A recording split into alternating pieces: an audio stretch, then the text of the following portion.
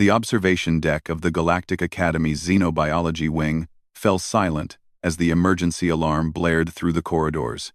47 cadets from 12 different species pressed against the reinforced viewing glass, their various appendages trembling with a mixture of fear and morbid curiosity. Below them, in the habitat dome designed to simulate the harsh terrain of Arcturus Prime, a Vorkan cub had escaped its containment field. Tovik was small by Vorkan standards, merely the size of an Earth grizzly bear, but his species was notorious throughout the galaxy. Adult Vorkans stood 3 meters tall, possessed razor-sharp crystalline claws that could slice through starship hull plating, and had a bite force measured in the thousands of newtons. They were apex predators on every world they inhabited, and their young were barely less dangerous than their parents. The cub's silver-black fur rippled with bioluminescent patterns that signaled distress and aggression as he bounded across the simulated rocky landscape. "Someone needs to sound the station-wide evacuation," hissed Qualtech, a serpentine cadet whose scales had paled to a sickly yellow. "If that creature breaches the habitat, the barrier will hold," interrupted Commander Jax, though even the veteran Krillian officer's mandibles clicked nervously. "The protocols are clear.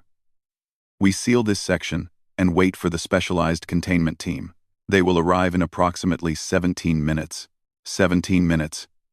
The number hung in the air like a death sentence. That was when Lyra Vale walked in. The human had been late to the emergency assembly again, and she skidded into the observation deck, still wearing her exercise clothes, sweat dampening her dark hair.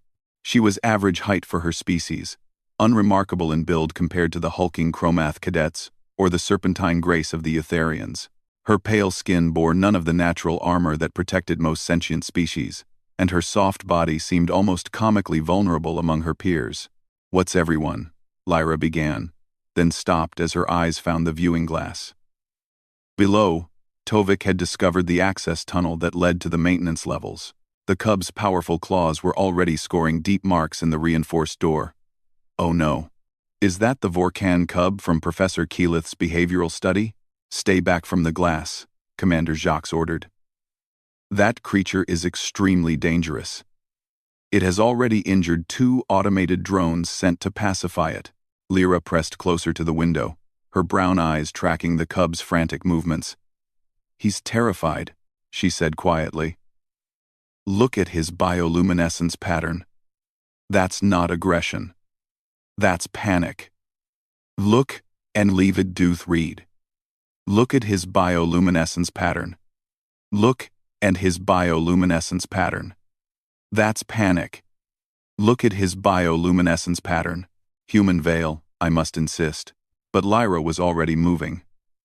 She sprinted toward the maintenance access stairwell with a speed that surprised even the quadrupedal Dromath cadets. Commander Jax's shouted orders followed her down the corridor. But she was already gone, the heavy door sealing behind her with a pneumatic hiss. The observation deck erupted into chaos. Cadets from species that had never agreed on anything suddenly found common ground in their certainty that they were about to witness a human's gruesome death. Several began recording academic documentation of human foolishness, would at least serve as a cautionary tale in future xenobiology classes. Lyra emerged into the habitat dome through a ground-level access port. The artificial sun beating down made the rocks shimmer with heat, and the thin atmosphere calibrated for Vorkan physiology made her lungs burn with each breath. She spotted Tovik immediately. The cub had given up on the maintenance door and was now pacing in tight circles, his distress patterns flashing so rapidly they appeared almost strobe-like. "Hey there, baby," Lyra called out, her voice deliberately soft despite the need to project across the rocky terrain. Tovik's massive head swung toward her, his eyes multifaceted like those of an insect but glowing with internal light fixed on the small human. For a heartbeat, nothing moved. Then the cub charged. Above, in the observation deck, 3 cadets fainted. Commander Jacques was already reaching for the emergency containment override, though he knew it would be too late. Lyra watched 200 kilograms of predator thunder toward her with earth-shaking steps. She saw the claws that could disembowel her with a single swipe. She saw the jaws that could crush her skull like an eggshell. And then she did something that would be debated in xenopsychology classes for the next decade. She crouched down, opened her arms wide, and yelled at the top of her lungs, "Come here, Baby Mo!" The nickname, an abbreviation of Baby Monster that Professor Keyleth had mentioned in passing during lecture, seemed to trigger something in the cub's panicked mind. Tovik's charge faltered for just a moment, confusion flickering through his bioluminescent patterns. But momentum carried him forward, and he crashed into Lyra with enough force to send a Chromath warrior flying. The human should have been pulverized. Instead, she wrapped her soft arms around the cub's neck and held on as they tumbled across the rocky ground. Her laughter, actual laughter, echoed through the dome as Tovik's claws scrabbled against her, stopped just short of breaking skin by instincts even the panicked cub couldn't override. Vorkans, for all their predatory nature, did not harm their pack, and somehow, impossibly, Lyra had convinced this terrified infant that she was pack. "It's okay, Tovik," she murmured, running her fingers through his fur as they lay tangled together on the warm rocks. "You're okay, baby. I've got you. You're safe." The cub's bioluminescence began to slow, shifting from panic white to the deep blue of contentment. His massive body relaxed against her, and within moments, he was making a sound that could only be described as purring, though it rattled Lyra's bones and made dust dance on the rocks around them. When the containment team finally arrived, armored and armed with enough sedative to drop an adult Vorkan, they found Lyra sitting cross-legged with Tovik's head in her lap, singing what her file later identified as an Earth lullaby to the sleeping cub. Commander Jacques' report to the Academy Board tried to use words like reckless and endangerment and violation of protocol.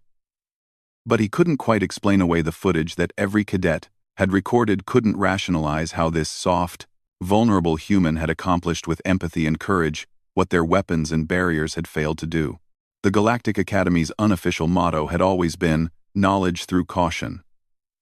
But as Lyra carried the sleeping Tovik back to his habitat, the massive cub somehow looking small in her determined arms, the cadets began to understand something that wouldn't appear in any textbook. Humans didn't survive the cosmos by being the strongest or the fastest or the most naturally armed. They survived by seeing terrified children where others saw only monsters, and by having the audacity to open their arms and yell, "Come here, baby," at the things that should have killed them. Some species called it foolishness, others called it insanity, but the humans? They just called it Tuesday.